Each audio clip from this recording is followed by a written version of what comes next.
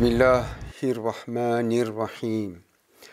Segala puji-pujian kepada Allah Subhanahu wa Ta'ala, Tuhan, pemerintah dan pemilik sekian alam.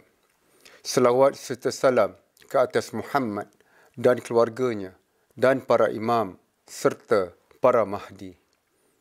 Assalamualaikum warahmatullahi wabarakatuh dan salam sejahtera. Salam kasih sayang dan keamanan kepada semua sidang penonton dari Malaysia, Indonesia, Brunei, Singapura dan semua yang memahami bahasa Malaysia dan bahasa Melayu dari ufuk timur hinggalah ke ufuk barat. Serta semua penganut agama Islam, Kristian, Buddha, Tao, Confucius, Hindu dan lain-lainnya termasuk para ateis dan agnostik. Saya Kashfullah Al-Mahdi dan para ansar Imam Al-Mahdi AS mengucapkan selamat datang dan selamat menonton episod kedua untuk siri Pencetus Kesedaran di Akhir Zaman. Kepada anda yang baru pertama kali menonton siri ini, silalah terlebih dahulu menonton episod pertama. Pautan kepada episod pertama siri ini ada disertakan di dalam ruangan deskripsi kami. Sidang penonton yang dihormati, seterusnya, dalam episod kedua ini, marilah kita fikirkan secara serius. Apakah sebenarnya tuntutan Tuhan terhadap kita? Kesemua agama di dunia kini, terutamanya di dalam dunia Islam, amat menekankan pelaksanaan amalan ibadah ritual. Tetapi, apakah amalan-amalan ibadah ritual ini penanda aras dan penentu kejayaan di akhirat? Apakah anda mengerjakan rutin-rutin ibadah ini berulang-ulang kali tanpa memahami hakikatnya yang sebenar? Malah, semua itu tidak langsung berjaya mengubah hakikat dunia kini yang terus dipenuhi dengan pelbagai kezaliman, peperangan, persengketaan, kepincangan, kebuluran, penderitaan dan kekeliruan. Sidang penonton yang dikasihi, Iblis laknatullah suatu ketika dahulu adalah makhluk yang paling banyak beramal dan berilmu, malah mengalahkan para malaikat. Tetapi, mengapakah dia dilaknat? Ini adalah kerana dia enggan mengakui dan enggan sujud dan taat kepada utusan Allah Subhanahu wa Ta'ala dan hujjah ke atasnya, iaitu Nabi Adam AS. Akibatnya, semua amal ibadahnya menjadi debu berterbangan dan dia dilaknat serta diusir dari syurga. Mari kita bersama merujuk hadis berikut dari Sahih Muslim nombor 1851. Nabi SAW telah bersabda, barang siapa yang melepaskan tangannya dari ketaatan, maka dia akan menemui Allah di hari kiamat dalam keadaan tidak memiliki hujjah. Dan barang siapa yang mati dalam keadaan tidak ada bai'ah pada lehernya, maka dia mati seperti matinya jahiliyah. Hadis seterusnya, Nabi SAW bersabda, barang siapa yang mati dan tidak mengenali imamnya, dia telah mati dengan kematian di zaman jahiliyah, yakni kafir. Rujukan Musnad Ahmad nombor 1621 dan Sahih Muslim jilid 9.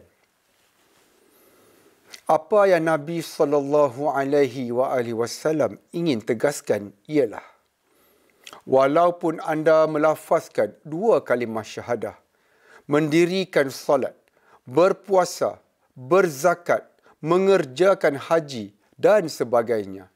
Tetapi pada masa yang sama, anda tidak mengenali dan berbai'ah, yakni bersumpah taat setia kepada imam utusan Allah pada zaman anda, maka anda akan mati sebagaimana mereka yang mati ketika zaman jahiliyah, iaitu sebagai seorang yang kafir. Dan segala amal ibadah anda menjadi debu yang berterbangan dan sia-sia.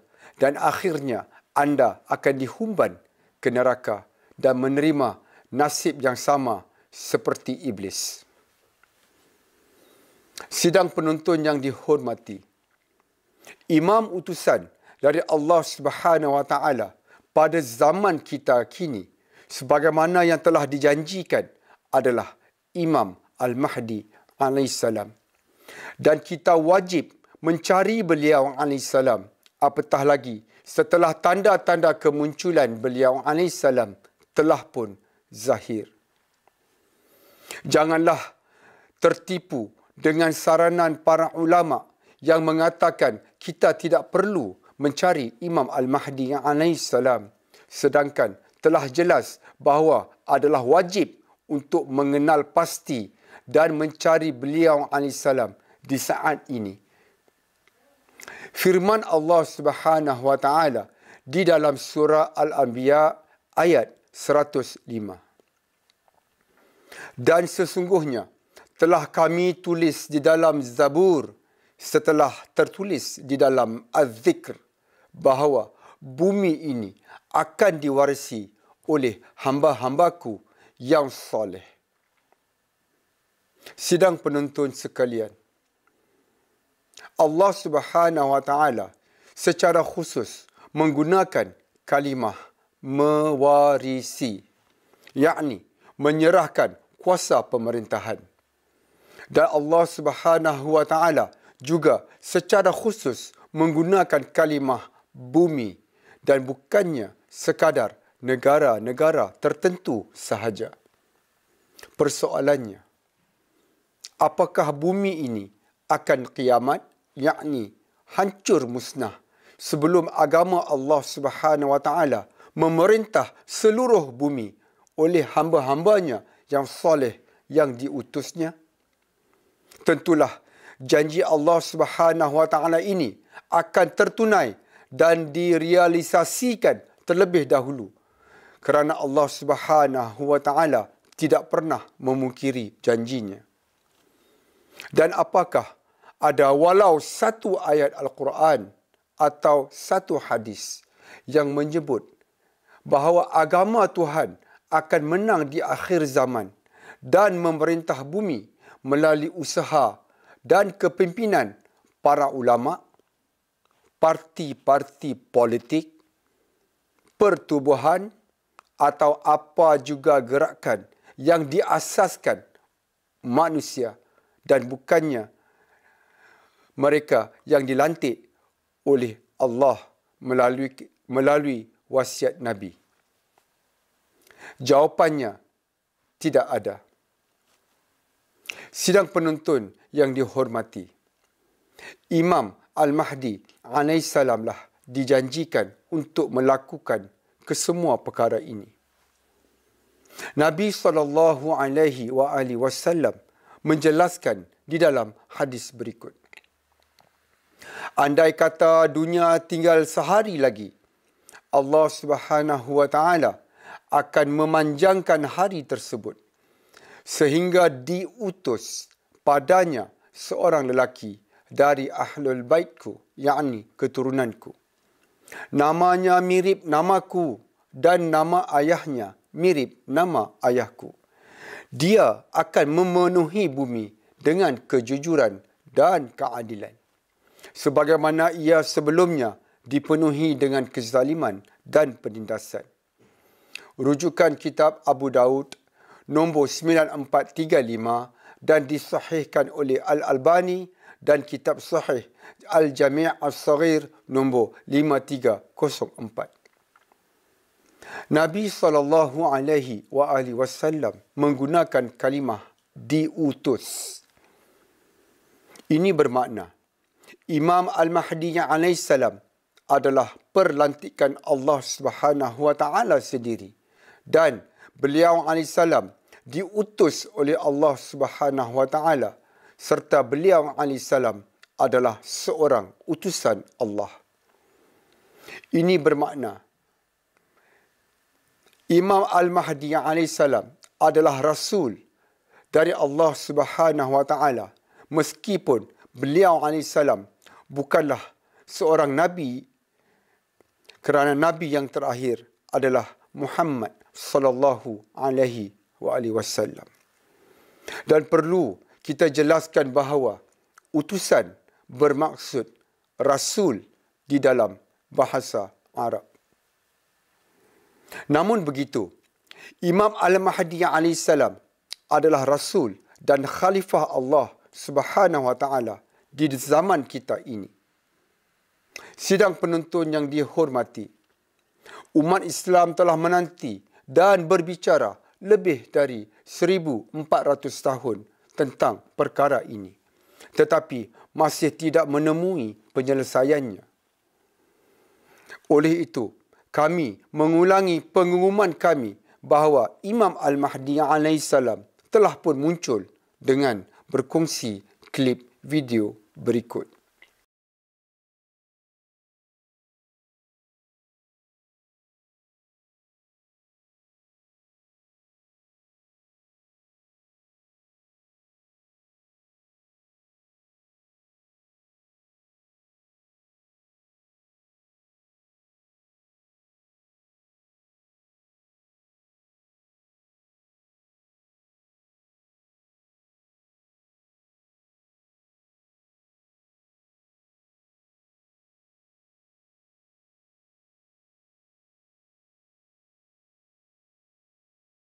Selamat kembali sidang penonton.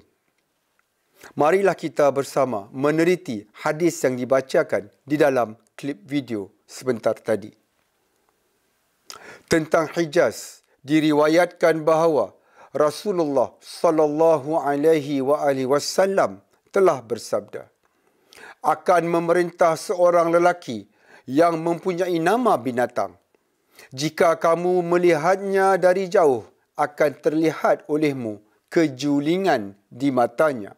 Tetapi jika kamu mendekatinya, kamu tidak akan melihat apa-apa di matanya, iaitu matanya normal. Dia akan digantikan oleh saudaranya yang bernama Abdullah.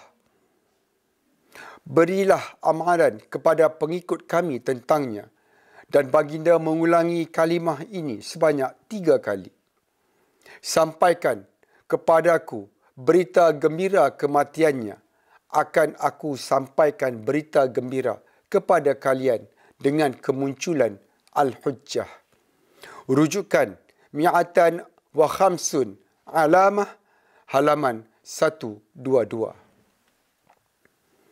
Sidang penonton yang dihormati, hadis ramalan ini adalah suatu mukjizat Nabi sallallahu alaihi wasallam yang amat tepat dan amat terperinci. Malah pihak etis sendiri tidak mampu menafikan kebenaran bahawa ia telah berlaku sebagaimana tertulis melebihi 1400 tahun yang lalu. Hijaz adalah nama lama kepada negara Arab Saudi. Dan ia pernah diperintah oleh seorang yang bernama Raja Fahad, yang bermakna harimau bintang. Di mana hadis tadi jelas menyebut namanya adalah nama binatang. Dan matanya kelihatan juling dari kejauhan, tetapi jika anda melihatnya dari dekat, ia kelihatan normal. Beliau telah pun mati dan digantikan oleh saudara lelakinya yang bernama Abdullah. Ini adalah suatu yang pelik dan bukan kebiasaan dalam sistem perwarisan keluarga diraja Saudi. Malah, terpilihnya kerabat diraja bernama Abdullah ini secara khusus menambahkan lagi keajaiban hadis mukjizat ini. Dan Raja Abdullah Saudi ini dikenali sebagai seorang yang amat kejam terhadap para pecinta dan pengikut Ahlul Bait alaihissalam. Oleh itu, Nabi SAW telah memberikan amaran tentangnya. Sidang penonton yang dihormati, berlaku jujurlah kepada diri anda semua. Apakah ini semua berlaku secara kebetulan, sedangkan ia telah disabdakan oleh Nabi sendiri? Bagaimanakah hadis yang begitu terperinci dan menjadi realiti ini boleh dianggap sebagai hadis palsu? Dan bukankah kejituan hadis ramalan ini membuktikan fakta bahawa hadis ini mempunyai kepentingan yang amat besar? Hadis ini seterusnya menjelaskan dan memberikan jaminan tawaran bahawa sebaik saja diberikan berita kematian Raja Abdullah Saudi, Nabi SAW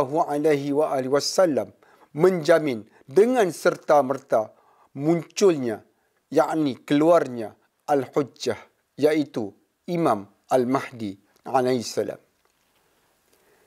Sidang penonton yang dikasihi, adalah penting untuk kita fahami bahawa Nabi SAW memformulasikan hadis ramalan ini sebagai suatu tawaran janji yang dijamin sendiri oleh baginda. Baginda secara jelas mengatakan, "Sampaikan kepada aku, maka aku sampaikan." Seolah-olah kedua-dua tindakan ini berlaku terus-menerus dan sambung-menyambung tanpa jarak masa yang lama. Hadis ramalan ini adalah suatu janji yang ajaib dari Nabi tercinta. Nabi yang diimani oleh semua yang mengaku mereka beriman kepadanya. Dan kesemua yang mengakui beriman kepada Nabi SAW wajiblah beriman dengan apa yang telah baginda sabdakan. Dan kemunculan Imam Al-Mahdi alaihissalam telah pun benar-benar berlaku pada malam kematian Raja Abdullah Saudi. Sidang penonton yang dihormati, para ulama dan dunia Islam telah sekian lama berbicara tentang hadis ini. Tetapi setelah ia benar-benar berlaku di hadapan mata mereka, hampir kesemua mereka senyap membisu dan tidak lagi membicarakannya. Kami adalah satu-satunya pihak yang mengangkat dan memulakan seruan panji-panji hitam, di mana tertera di atas panji-panji ini kalimah al-bai'ah, yakni taat setia kepada Allah, sebagaimana dinyatakan di dalam hadis-hadis suci keluarga Muhammad sallallahu alaihi wasallam. Kami juga adalah satu-satunya pihak yang mengumumkan kepada seluruh dunia bahawa kemunculan semula Imam Al-Mahdi alaihissalam telah benar-benar berlaku pada malam kematian Raja Abdullah Saudi, iaitu pada 23 Januari 2015, dan beliau alaihissalam ada bersama kami. Silalah cari di seluruh dunia. Apakah ada walau satu pihak yang lain yang membuat pengumuman ini dan mengangkat panji-panji hitam yang dijanjikan Nabi SAW sebagaimana yang telah kami lakukan? Pasti anda tidak akan menemuinya. Sidang penonton yang dihormati, persoalan seterusnya ialah, apakah umat Islam memerlukan bukti lain tentang kemunculan Imam Al-Mahdi alaihissalam? pada 23 Januari 2015.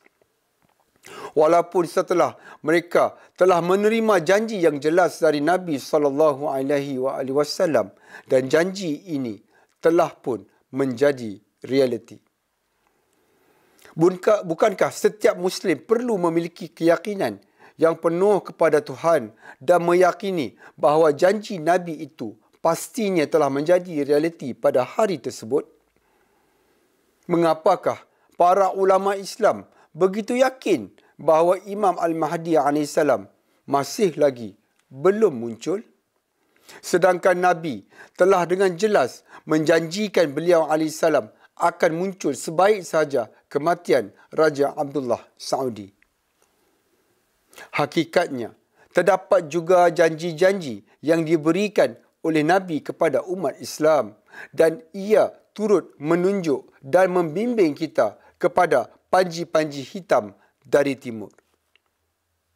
Sidang penonton yang dihormati, selain dari hadis ramalan Nabi SAW tentang kematian Raja Abdullah, Nabi juga memberikan satu amanat yang amat penting pada malam kewafatannya.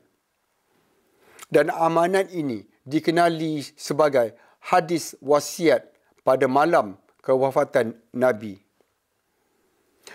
Sidang penonton yang dihormati, kami menyedari ada di antara kalian yang menafikan bahawa Nabi SAW meninggalkan wasiat. Dan sememangnya kami amat memahami mengapa kekeliruan ini berlaku. Hakikatnya Nabi SAW telah pun meninggalkan wasiat yang mana jika umat Islam berpegang teguh kepadanya, Nabi menjamin dan ianya akan menghindarkan umatnya dari kesesatan dan perpecahan. Insya-Allah kami akan membincangkan hadis wasiat ini dengan sepenuhnya di dalam episod-episod seterusnya. Sidang penonton yang dihormati, berikut kami kongsikan bersama petikan hadis wasiat Nabi pada malam kewafatan baginda. Di dalam hadis wasiat yang diriwayatkan oleh Amirul Mukminin Imam Ali bin Abi Thalib alaihissalam ini, Nabi SAW telah menyenaraikan nama-nama para penggantinya, yakni para pewarisnya yang telah dilantik oleh Allah Subhanahu wa taala sendiri. Dan Nabi telah menamakan mereka seorang demi seorang dan turut menyebut nama-nama para pemimpin gerakan panji-panji hitam dari timur, iaitu Ahmad Al-Hasan, Abdullah Hashim dan Al-Mahdi. Saksikanlah klip video berikut.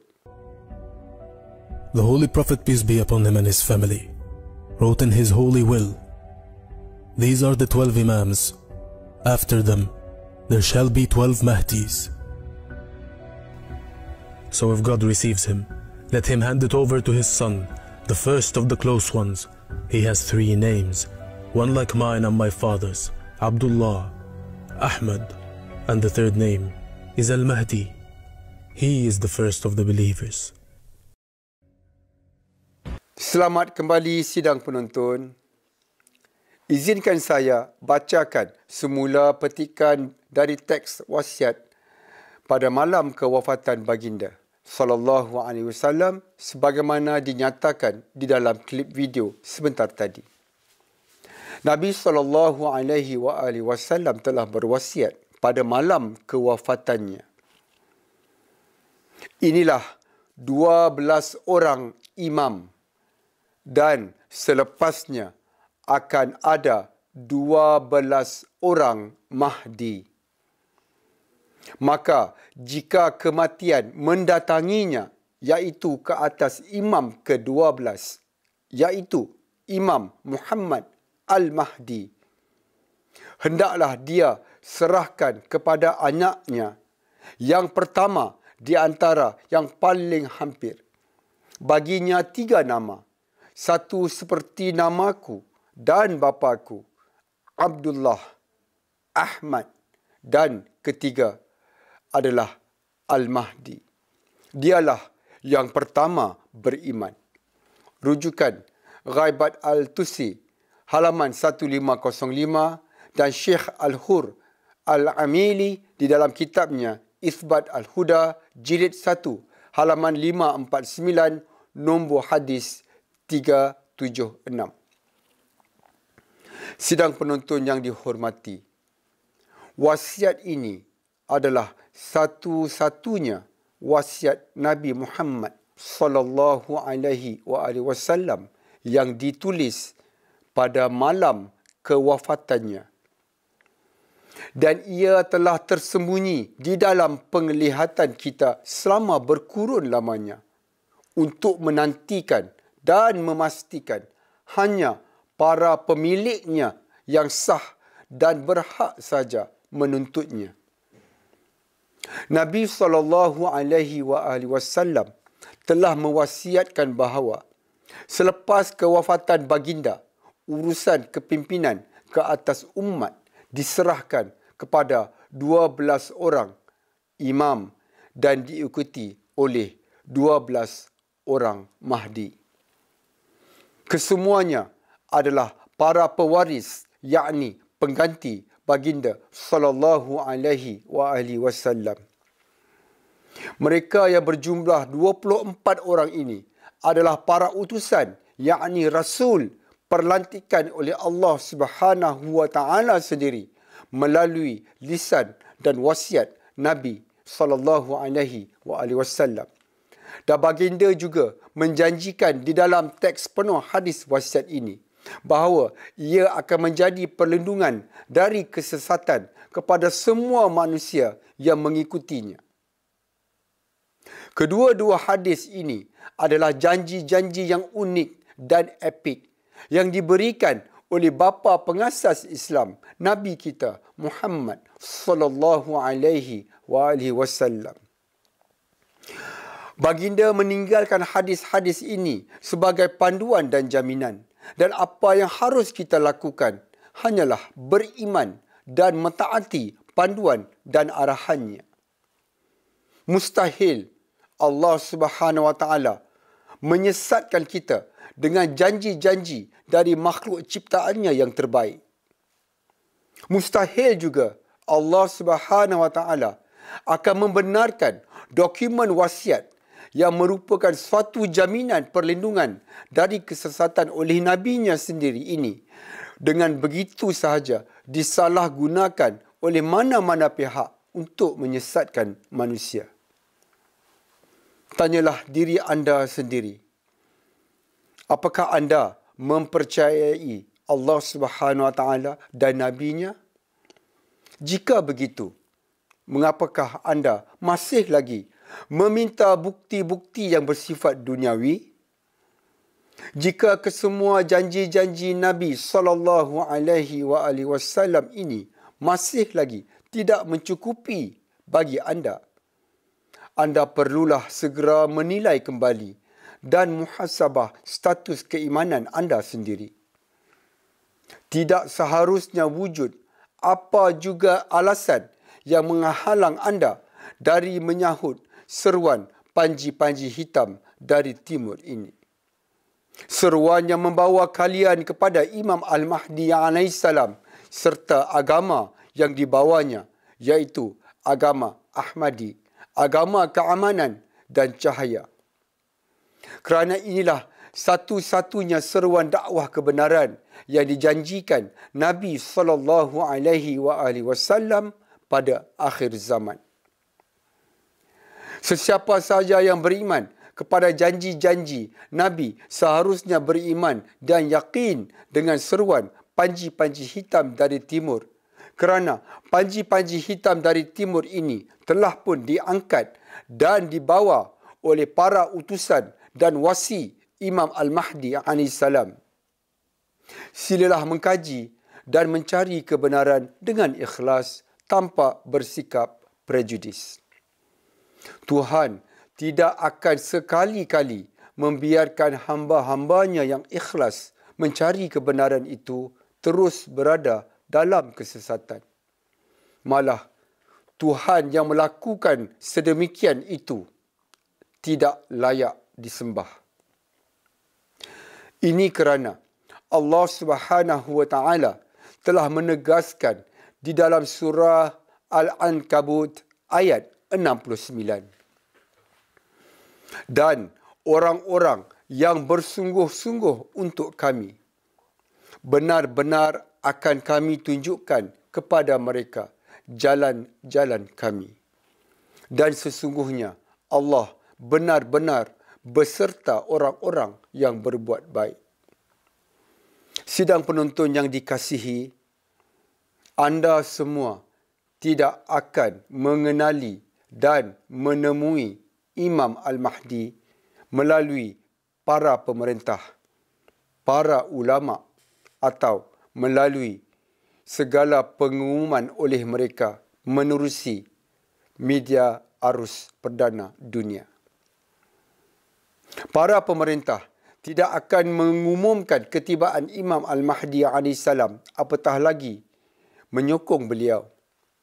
Ini kerana Imam Al-Mahdi AS dan para pewarisnya dijanjikan akan mengambil alih kuasa pemerintahan dari semua pemerintah di semua negara di dunia. Apatah lagi, kesemua para utusan dari Allah Subhanahu wa taala menyeru manusia kepada ketuanan Tuhan dan menolak ketuanan manusia. Ketuanan Tuhan bermakna hanya Allah Subhanahu wa taala saja berhak melantik para pemimpin ke atas manusia. Sebaliknya, ketuanan manusia adalah segala bentuk sistem perlantikan pemimpin ciptaan tangan manusia. Oleh itu, ketuanan manusia adalah batil dan sesat.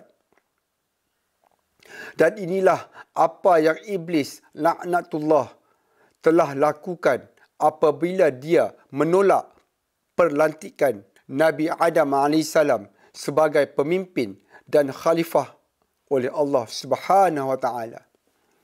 Sejak itu, dia laknatullahi alaih sentiasa berusaha untuk memastikan semua manusia menjejaki perbuatannya dengan menolak perlantikan Allah Subhanahu wa taala dan sebaliknya melantik sendiri para pemimpin.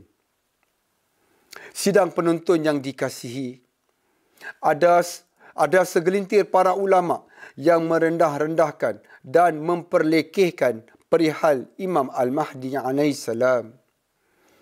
Para ulama yang kononnya mendakwa menantikan Imam Al-Mahdi AS pula hanya merujuk kepada koleksi hadis-hadis yang amat terhad berkaitan Imam Al-Mahdi.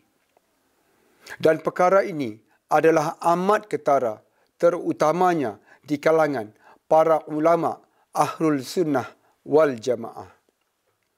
Oleh kerana itu, mereka sendiri menjadi keliru, kabur dan telah membuat pelbagai tafsiran yang salah terhadap hadis-hadis tersebut.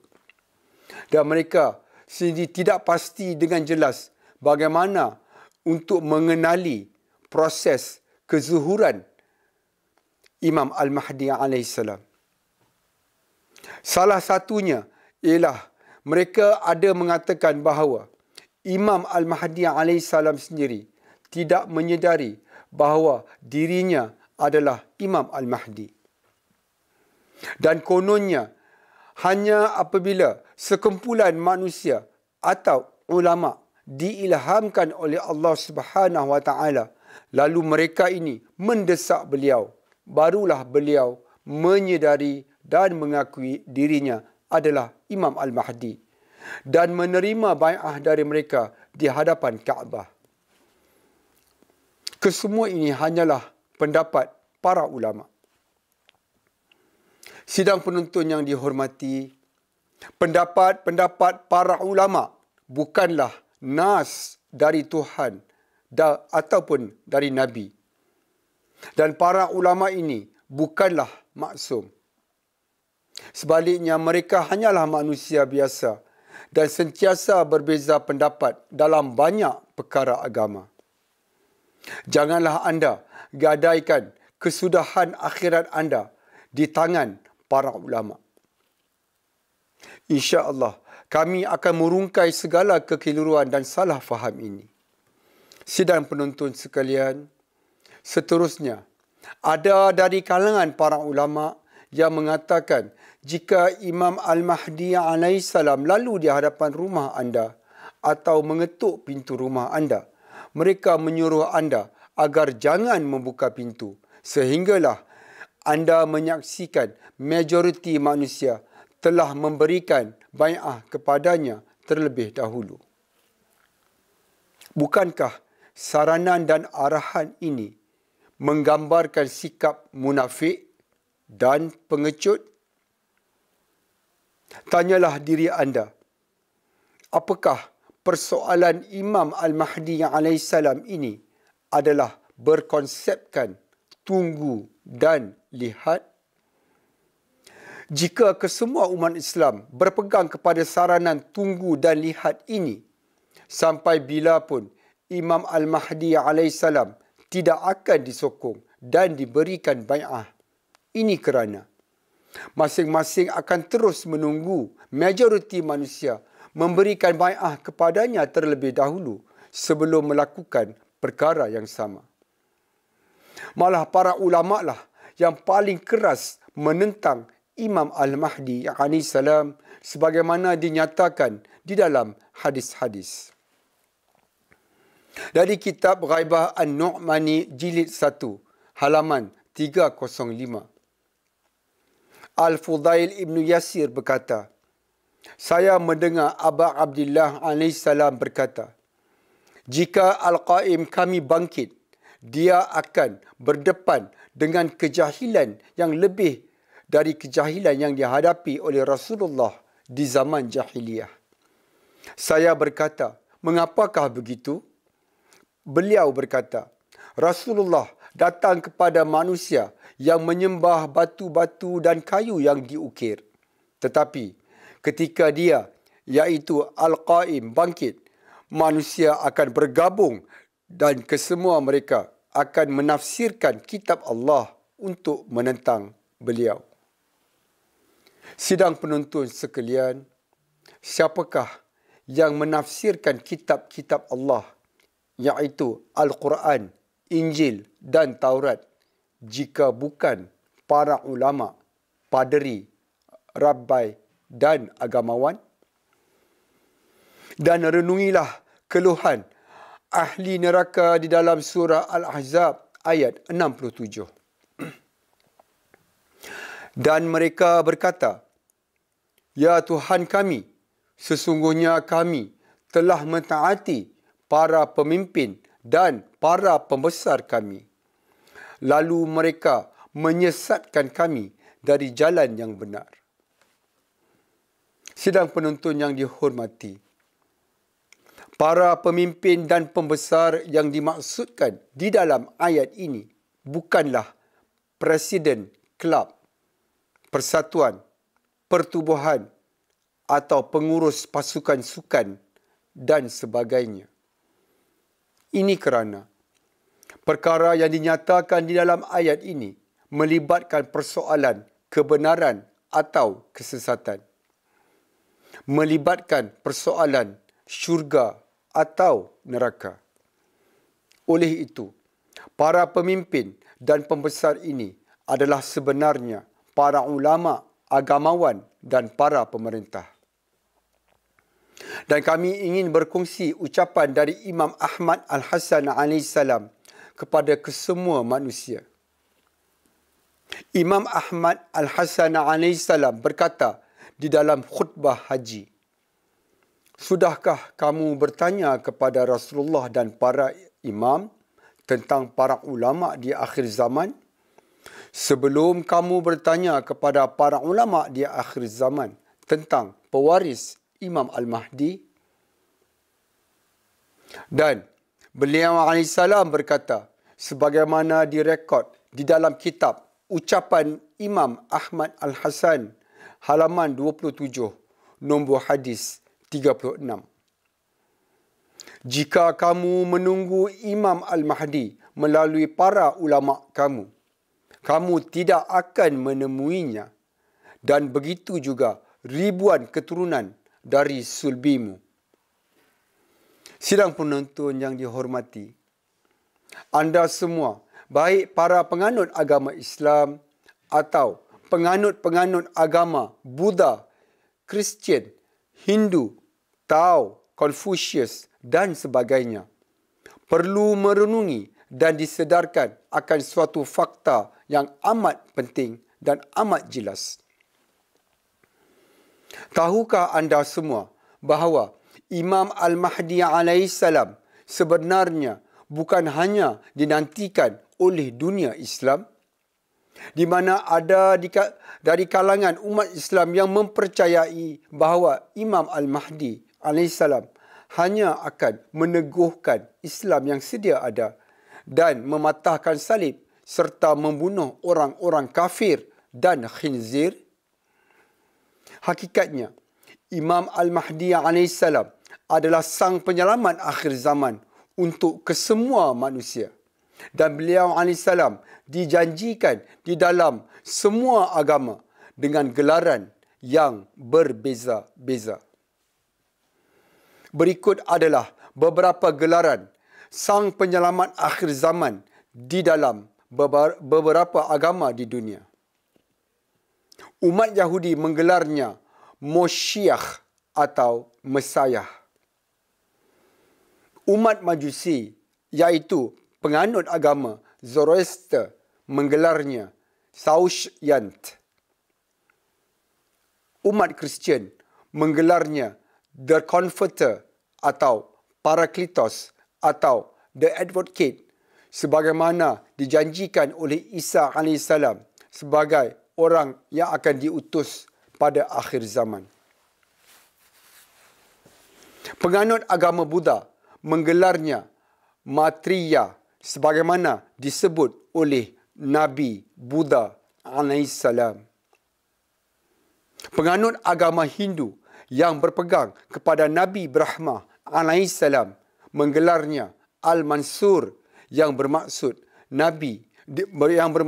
dia yang menang, sebagaimana dicatatkan di dalam kitab Upanishad. Penganut agama Hindu yang berpegang kepada Nabi Shri Krishna alaihissalam pula menggelarnya Kalki Avatar sebagaimana dicatat di dalam kitab Bhagavad Gita. Dan penganut agama Tao yang berpegang kepada Nabi Lao Tzu alaihissalam menggelarnya Li Hong sebagaimana dicatat di dalam kitab Mantra Ilahi atau Divine Incantations Scripture. Sidang penonton yang dihormati, terutamanya umat Islam di akhir zaman, kami berdoa dan mengharap agar tidak ada di kalangan anda yang beranggapan bahawa konsep dan peranan Imam Al-Mahdi alaihissalam di akhir zaman ini adalah suatu siri janji-janji dan ramalan-ramalan yang bersandarkan mitos-mitos. Kerana segala khazanah hadis Nabi SAW dan keluarga suci baginda berkenaan Imam Al-Mahdi alaihissalam adalah fakta kebenaran. Dan bukanlah sekadar kisah-kisah penglipu lara atau ramalan ahli nujum pak belalang. Jika anda ikhlas meyakini bahawa Imam Al-Mahdi alaihissalam adalah figura yang dijanjikan Nabi SAW di akhir zaman, anda seharusnya bergembira apabila dimaklumkan beliau alaihissalam telah muncul. Tanggungjawab dan peranan anda bukanlah melatah dan mengkritik ilmu-ilmu dari Imam Al-Mahdi alaihissalam dan para wasi beliau. Sebaliknya, tanggungjawab anda ialah mengkaji bukti-bukti dari kami yang mengesahkan bahawa mereka adalah para hujjah dan utusan Allah Subhanahu wa taala di zaman anda. Dan sekiranya terbukti kebenaran mereka, apa saja yang datang dari para hujjah Allah Subhanahu wa taala ini wajiblah disambut oleh anda dengan laungan, kami dengar dan kami beriman. Kami dengar dan kami taat. Sidang penonton yang dihormati, kita telah tiba di penghujung episod kedua ini. InsyaAllah, nantikan episod-episod seterusnya dari kami untuk menjawab segala persoalan dan merungkai segala kekeliruan. Dan akhirnya, sukacita saya ingin maklumkan dan menjemput sidang penonton dari semua agama dan kepercayaan untuk melayari laman sesawang kami di dalam bahasa Inggeris dan menyertai forum-forum Telegram kami di dalam bahasa Melayu dan bahasa Inggeris.